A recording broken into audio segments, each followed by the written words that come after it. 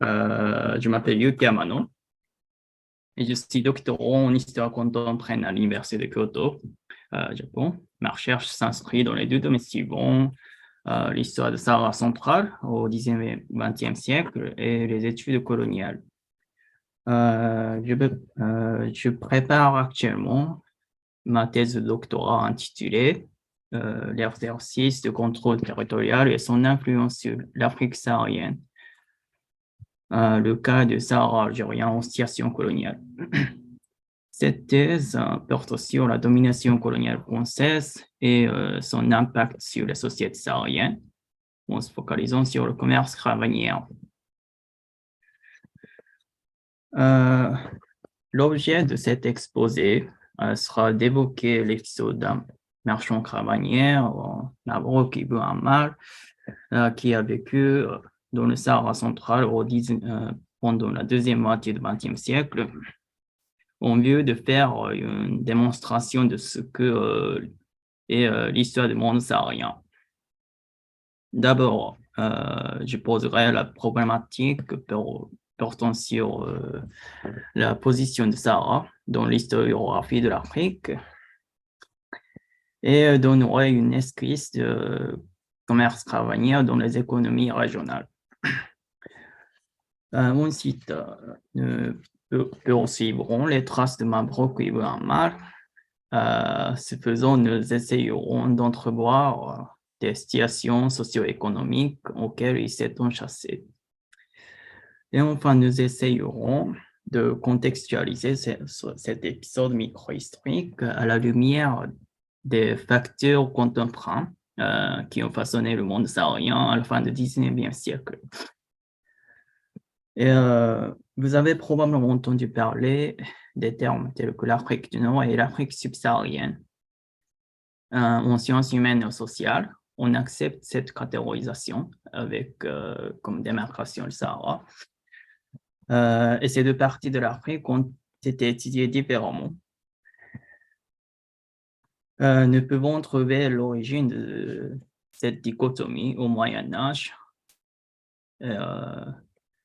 Les écrivains arabes et européens ont communément présenté le Sahara comme un espace vide qui divise l'Afrique en deux parties, en appelant les aires géographiques du sud désert pays des Noirs ou pays Afrique noire. Plus tard, à l'époque de l'impérialisme, les puissances européennes ont appliqué cette perception à leurs pratiques coloniales et ont partagé le Sahara entre colonies du Nord et du Sud. La plupart des États post-coloniaux ont hérité de frontières coloniales et dont la majorité des historiens et historiennes demeurent dépendants.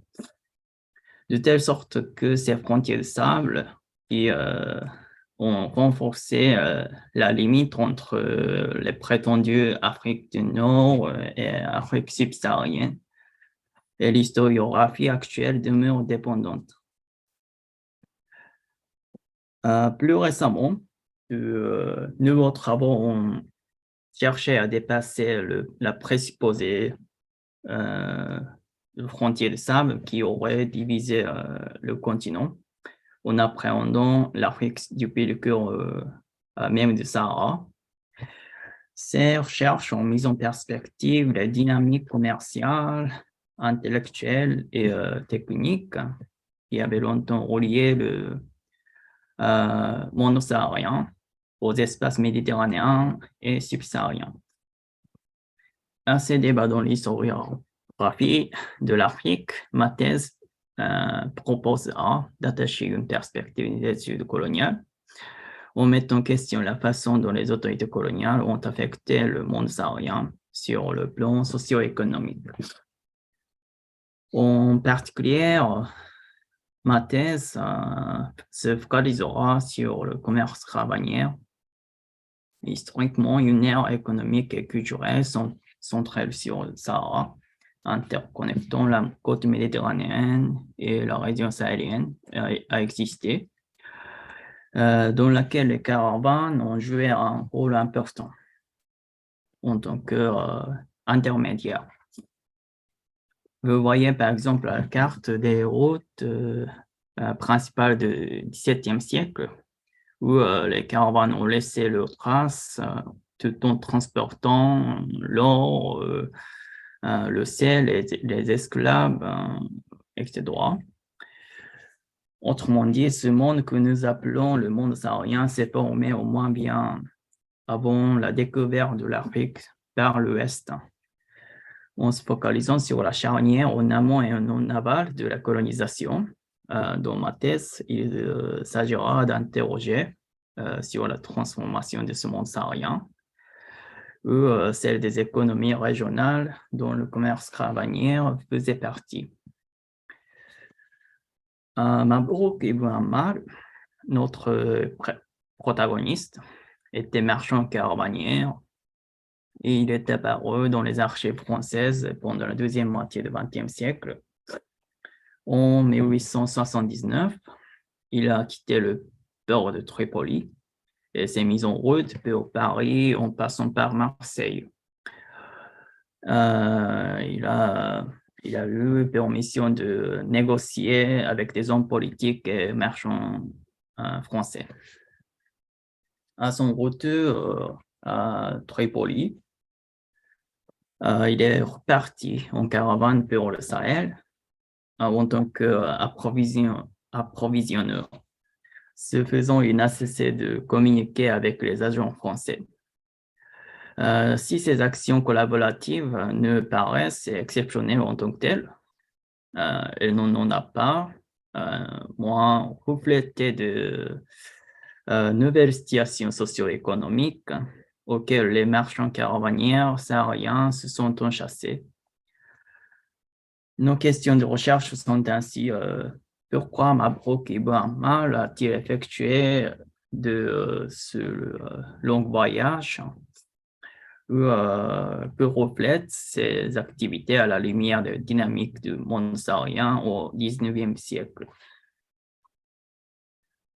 Voilà ce que nous savons des aspects personnels de Mabrouk Ibn Ammar. Il était marchand caravanier ou colporteur itinérant.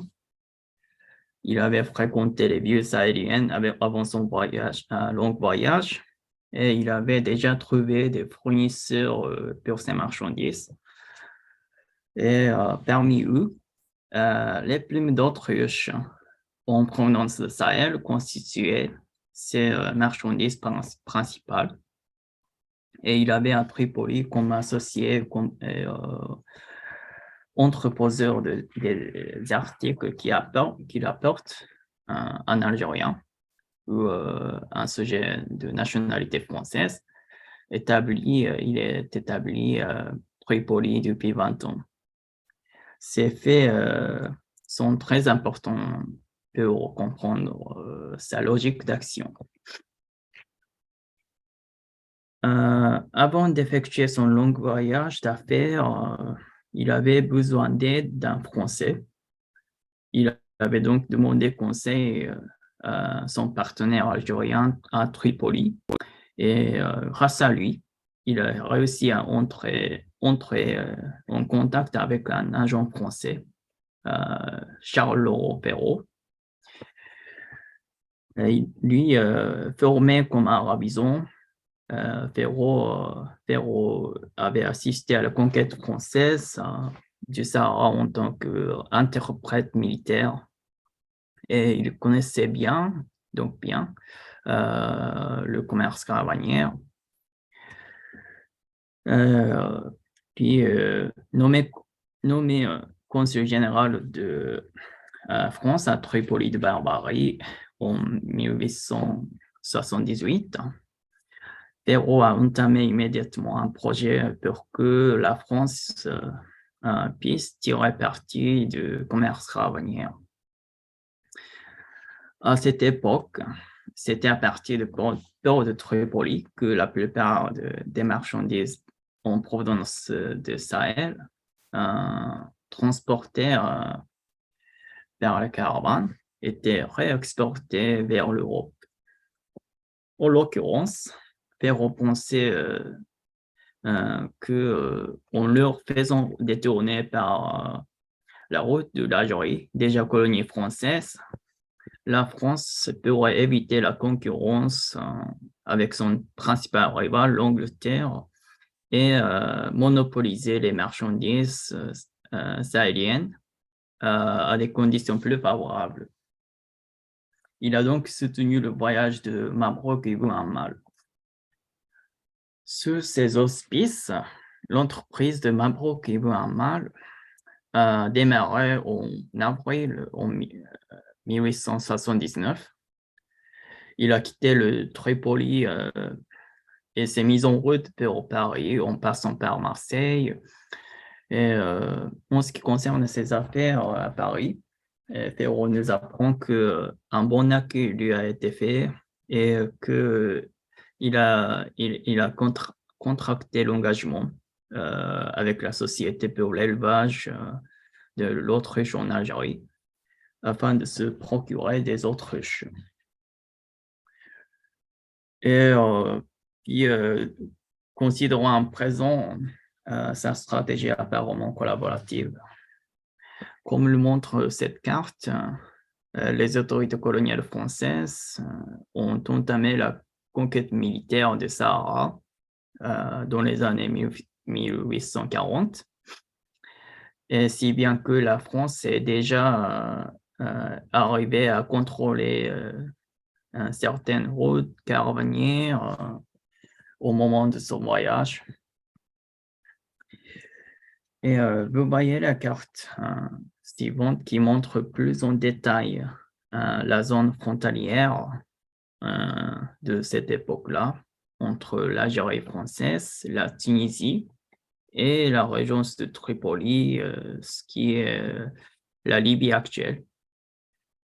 Dans cette zone, la ville voisine la plus importante sur la route caravanière était Ghadames. Et elle a longtemps fonctionné comme entrepôt de marchandises sahéliennes, au point qu'elle est désormais inscrite au patrimoine mondial de l'UNESCO en raison de cette particularité historique. Selon le rapport de Perrault, l'objet principal du voyage de Mabrouk Ibn Ammar était de négocier avec des hommes politiques marchands français pour construire des débouchés européens pour ces marchandises en provenance de Sahel.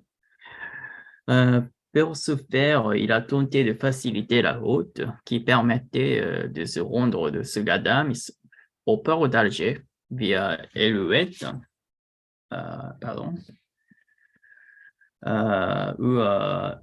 ou Aoula, au lieu d'aller à Tripoli, afin de les orienter à destination finale de la France métropolitaine. Et à son retour à Tripoli, en juillet de la même année, il est reparti ensuite en caravane pour aller à Ghat, un autre entrepôt saharien, et de là au Sahel en tant qu'approvisionneur. Et en janvier 1881, il a revu Perrault en lui disant que durant son absence, il s'était rendu à Agadez et Katina, qui sont toutes les deux les villes situées dans la zone frontalière entre le Niger et le Nigeria actuel. Et Agadez était le chef-lieu d'un petit État sultané appelé Damergue. Et Mabrouk Ibn Ammar y a rencontré les deux puissances locales. Et en se référant à ces traces et activités, nous allons saisir la dynamique de Sahara centrale pendant la deuxième moitié du XXe siècle. On note d'abord des impacts de la colonisation et de l'avancée des puissances européennes. Le plus manifeste ayant été le déclin de la traite d'esclaves via le commerce caravanier. Dans l'histoire mondiale, vous savez probablement que la traite transatlantique a commencé à disparaître à partir de la fin du XVIIIe siècle.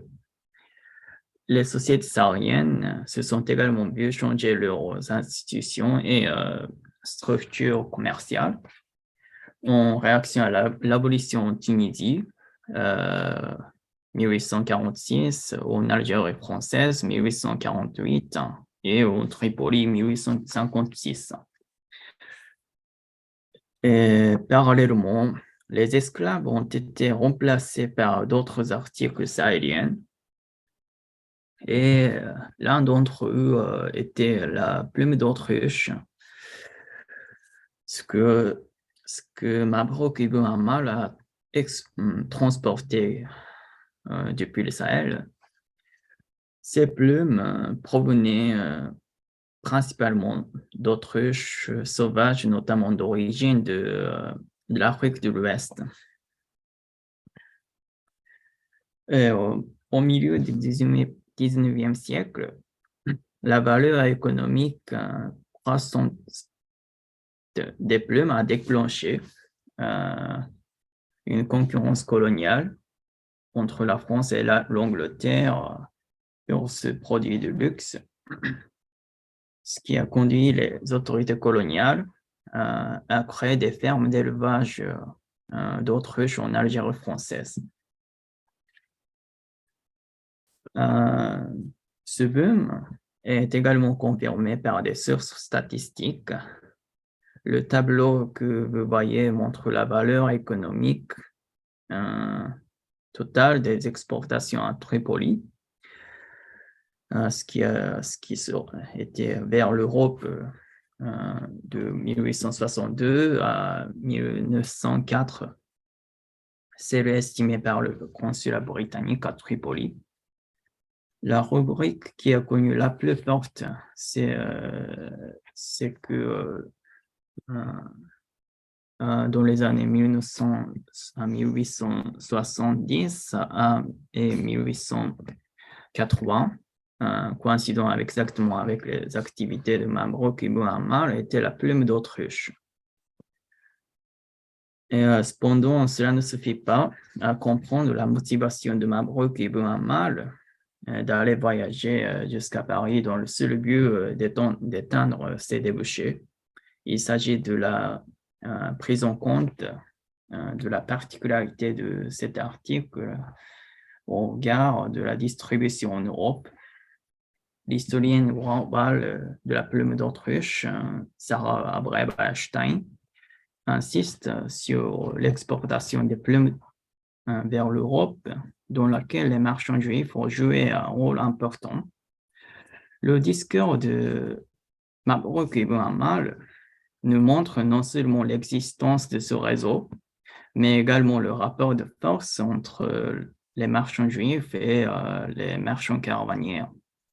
C'est-à-dire que les Juifs, en tant qu'intermédiaires basés sur la côte méditerranéenne, tiraient parti de leur lien avec les marchands européens, et ils avaient plus de pouvoir sur la distribution des plumes que les marchands caravaniers en tant que transporteurs transsahariens. Jusqu'ici, nous avons envisagé les traces de Mabrouk Ibn Ammar et leur contexte qui reflétait la dynamique du monde saharien pendant la deuxième moitié du XXe siècle. Les économies sahariennes ont subi une transformation structurelle qui a été induite par la colonisation ainsi que l'expansion des puissances européennes.